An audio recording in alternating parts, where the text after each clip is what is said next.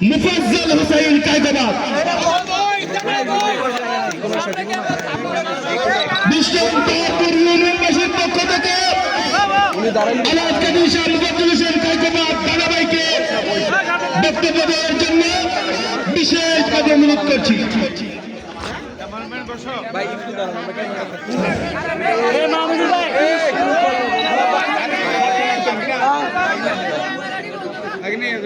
نحمده ونصلي على رسوله الكريم أما بعد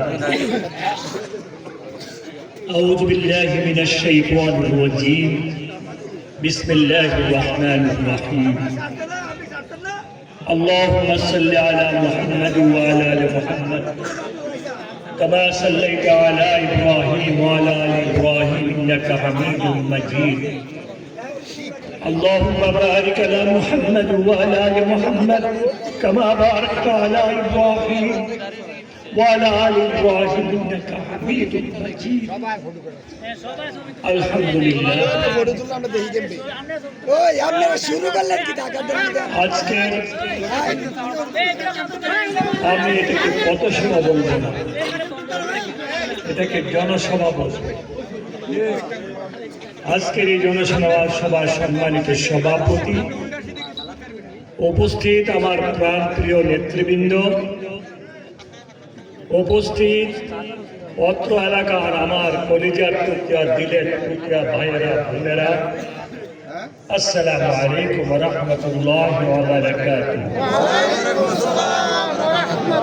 ভাইদের বোনদেরকে আমার শুভেচ্ছা। আসলে দেন আমি যে কলিজার টুকরা করলাম অনেক কিছু মনে করতে পারি। কে কইছি জানেন? এই মুরাদনগরের মানুষ হাজার হাজার কোটি টাকার মালিকের সাথে নির্বাচনে আমাকে জয়যুক্ত করেছে। এই মুরাদনগরের মানুষ ইউসুফ আব্দুল্লাহ হারুনের মতো ব্যক্তি যে হাজার হাজার কোটি টাকার মালিক নামে পরিচিত, তার সাথে ৯৬ সালে আল্লাহর রহমতে পাশ করাইছে, ২০০১ সালেও পাশ করাইছে। ব্যারিস্টার রফিকুল ইসলাম মিয়া সাহেব এত বড় একজন জাজরাইল নেতা, তার সাথেও আল্লাহ আমারে মুরাদনগরের মানুষের দিয়ে পাশ করাইছে। জাহাঙ্গীর আলম সরকার এত বড় নেতা একজন, তার লোকেও আল্লাহ আমার পাশ করাইছে আপনাদের ভোটে। তাহলে মুরাদনগর মানুষ আমার কলিজার টুকরো না, তাহলে কেডাই হইব? আমার বলতে আপত্তি নেই। এই ১৩টা বছর মামলা দিয়ে আমাকে যাবজ্জীবন কারাদণ্ড দেওয়া হয়েছিল না ভাই? ২০০৮ সালে আপনারা আমাকে নির্বাচিত করেছেন, যেদিন সারা বাংলাদেশে বিএনপি প্রার্থীদেরকে জোর করে পরাজিত করে দিয়ে মাত্র ৩০টি সিটের ব্যবস্থা আল্লাহ পাক করে দিয়েছিল, বাকি সিটগুলিকে জোর করে পরাজিত করা দিয়েছিল, তাই না ভাই? সেই ৩০টি সিটের মধ্যে একটা সিট কিন্তু মুরাদনগরের পাবলিক ভোট দিয়া বানাইছে, তাই না ভাইয়েরা আমার? ২০০৮ সালে নির্বাচিত হওয়ার পরে আমি কিন্তু আপনাদেরকে ১ বছরের বেশি খেদমত করতে পারি না, আমার দায়িত্ব আমি পালন করতে পারি নাই, আমার ভাইদের বোনদের সমস্যাগুলি আমি সমাধান করতে পারি না। কারণ আমার বিরুদ্ধে যেমনটা ষড়যন্ত্র করেছিল আমাকে মেরে ফেলার জন্য, কারা করেছিল জানেন? বাখন্ন করে আমাকে ব্রাশ ফায়ার করেছিল, যে মেরে আমাকে ব্রিক ফিল্ডের আগুনে পুরাই দেওয়ার তাদের পরিকল্পনা ছিল। মনে আছে ঘটনাটা? সেদিন আল্লাহ পাক আমাকে বাঁচাইছে। মারতে যখন পারে নাই, ২০০৮ সালে যখন দেখলো মুরাদনগরের মানুষ দিয়ে পাগলের মতো গেলে এবারে ভোট দেয়, এবারে একটা মামলা দিয়া ভাষায় দিয়ে এবারে শেষ করে দিল। মামলা দিল, আল্লাহ কি করলো দেখেন, সারা বাংলাদেশের প্রতিটা এয়ারপোর্টে যেদিন সকালবেলায় চিঠি গেল যে কাদিসা মুফাজ্জল হোসেন কায়কোবাদকে বিদেশে যেতে যাতে না দেওয়া হয়, কই থেকে গেছে জানেন? স্বরাষ্ট্র মন্ত্রণালয় থেকে। আমার আল্লাহ কি করছে শুনবেন? রাত্রবেলায় যেদিন সোহাগে গেছে এর আগের দিন রাত্রে আল্লাহ আমার বাইরে পাঠাই দিছে, তুই যা। মালিককে দাও, বাজারের মালিককে, হায়াতের মালিককে, মৃত্যুর মালিককে, সব মালিক আমার আল্লাহ। আল্লাহ এত মেহরবানি এত দয়া করছে, বিদেশে তো নিয়ে গেল, নিয়ে যাওয়ার পরে পাসপোর্ট তো ছিল ডিপ্লোমেটিক পাসপোর্ট, তখন এমপি ছিলাম না, এটা তো 5 বছরের দিকে ছিল, এটারও নাই। তারপরে কেমনে 13 বছর অনলাইন চালাইছে আল্লাহ জানে। এর মধ্যে কি করলো ইউসুফ আব্দুল্লাহ হারুন সরকারকে দিয়ে ইন্টারপোলের মাধ্যমে আমাকে সারা পৃথিবীতে নাম পাঠাই দিল, যেইখানে তাকে পাও ধরে বাংলাদেশে পাঠাই দাও, কারণ সে সবচেয়ে বড় সন্ত্রাসী। সে এমন এক কাম বাংলাদেশে করে গেছে, মানুষকে মাইরা দিয়ে গেছে গুলিস্তানে। ইন্টারপোলে যখন সারা পৃথিবীতে নাম পাঠানো হলো, আমি শুধু আল্লাহর কাছে সাহায্য চাইতাম। আমারে কিন্তু ইন্টারপোলে অ্যারেস্ট করছিল। অ্যারেস্ট করে একটু ঘটনাটা বলবো পুরাটা। আমি ম্যাডাম জিয়া লন্ডন থেকে ঢাকা আসতেছিল, আমি জাস্ট ওনার সাথে একটু দেখা করার জন্য রিসিভ করার জন্য দুবাই এয়ারপোর্টে গেছিলাম। এয়ারপোর্ট থেকে যখন বাড়ি গেছি দেখি আমার ইমিগ্রেশন কোনো কাজ করে না। আমার পাসপোর্ট দেখে আমাকে অ্যারেস্ট করলো। আমি বলছি আমার অ্যারেস্ট করলি কেন? তুই তো বাংলাদেশে আমার কাম করে আইস, তোর ইন্টারপোলের মধ্যে মাধ্যমে তোর দইরা বাইন্দা বানাই তখন গিয়া হুকুম আইছে। আমাকে নিয়ে গেল হেড অফিসে, নিয়ে কাগজপত্র সব রেডি করতেছিল। রাত্রিবেলা ফ্লাইটে আমার পাঠাই দেবো বাংলাদেশে। আমি মসজিদের নববীর মুআজ্জিন মুসা বুখারী 1989 সালে আমার বাড়িতে আসছিলেন। আমি তখন মন্ত্রী ছিলাম। সুবহানাল্লাহ। উনি ওয়ানুলিবিনের সময় ওনার বাসায় দাওয়াত দিছিল। আমার দাওয়াত দিয়ে আমার বললো, দেখ তুই তো অসুবিধায় আছস, কোনো বিপদে যদি পড়স এইভাবে 2 রাকাত নফল নামাজ পড়বি, পড়ে সালাম ফিরাবি, সালাম ফিরে সেজদায় যাবি, সেজদায় যে আল্লাহর কাছে যা কর করবি আল্লাহ করে বিপত্তি উদ্ধার করবে। বলল দেখ আল্লাহর বান্দা যখন সেজদায় যায়, আল্লাহর বান্দার মধ্যে কোনো পর্দা থাকে না, কোনো পর্দা থাকে না আল্লাহর বান্দা যখন আল্লাহর কাছে সেজদায় যায়। আমি তখন ওদেরকে বললাম আমার ওযু করার জন্য একটু ব্যবস্থা করে দে।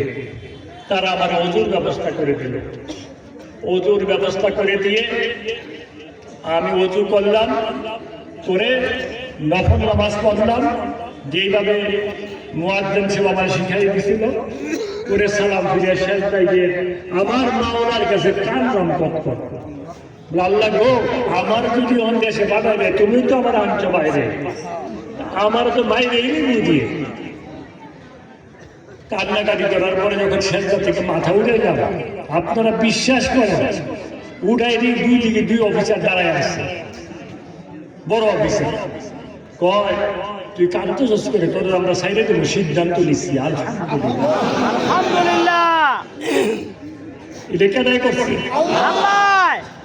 তারপরে তারা বললো যে আমাদেরকে একটু সহযোগিতা কর, তোর সহযোগিতা ছাড়া আমরা তোকে সাহায্য করতে পারবো না। বলি কি করতে হবে?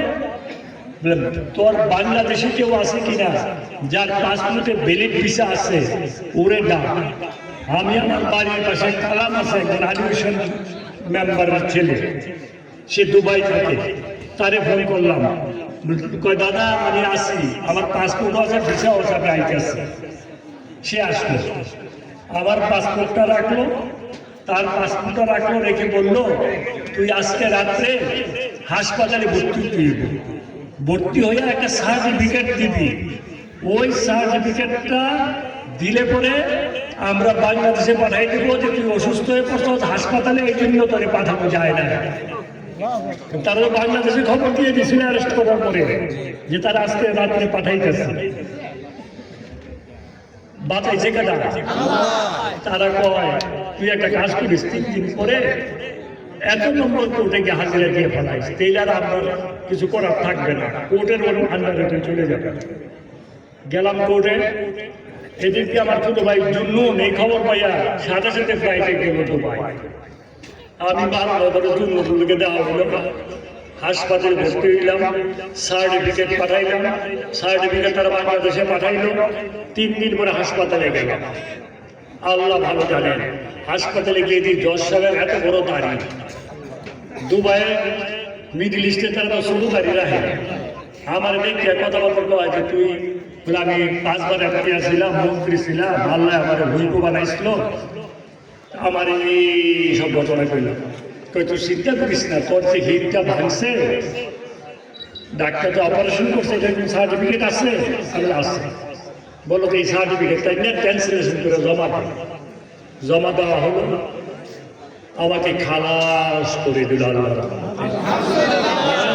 আমারে পাঠাতে পারবে না কেউ। তারপরে যেহেতু মারে বইলা মাই করে তুই মালি সে জায়গা, কারণ আমার মেয়ে 2জন নর্থ সাউথ ইউনিভার্সিটিতে পড়তো। তো তারা ইউনিভার্সিটিতে গেলে সবাইকে এই হলো ওই গ্রেনেড হান্ডার আসামির মাইয়া, কানতে কানতে বাসায় যাইয়া মানে কইতো আম্মা গো, আমরা তো আর ইউনিভার্সিটিতে যাইতে পারতাম না।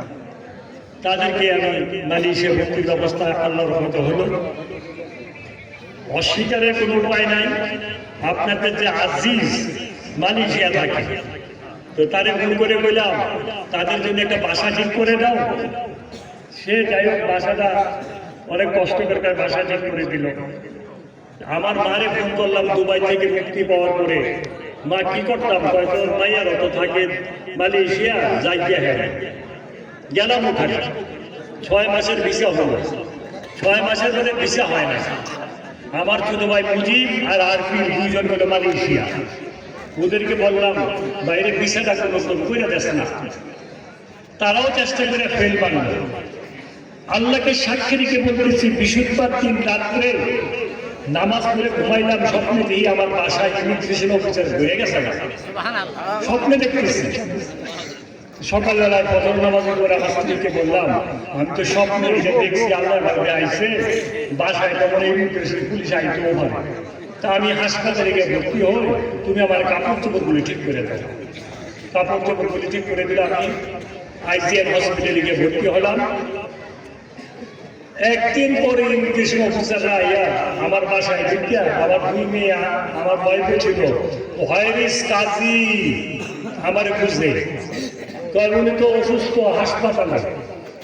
হাসপাতালে গেছে। পরে গিয়া আমার দেখিয়া ওখানে দাঁত আমিন ছিল একজন ডাক্তার আমার, উনি বলে কি ও তো কথা বলতে পারবে না, ও তো অসুস্থ, আমারে বলো। উনি গাড়ি তখন বলার পরে কয় কোনো অসুবিধা নেই, ভিসা যা লাগে তার আপনার ব্যবস্থা করে যাবে। সুবহানাল্লাহ। তারা আইসে আমার ধৈর্য দিত, আর আল্লাহ কি করলো, তার মধ্যে ভিসা করাই দিল। কেন ইবাদত করছে? প্রতিটা পদে পদে আল্লাহ আল্লাহর এই গুলামকে হেফাজত করছে। আমি যদি আমার আল্লাহর রাস্তায় আমাকে কুরবানি করে কুচি কুচি করে কেটে আমার আল্লাহর রাস্তায় বিলাই দেয়, আমার আল্লাহর কি শুকরিয়া আদায় হবে না? আমার মতো কাইকুবারে 5 বার এমপি মন্ত্রী, যে বয়সে আল্লাহ মন্ত্রী বানাইছিল, হুইপ বানাইছে, ইজ্জত সহকার রাখছে, আমার শুকরিয়া আদায় করার কি আছে? শুধু তাই না, এত বড় মামলা, যাবজ্জীবন কারাদণ্ড,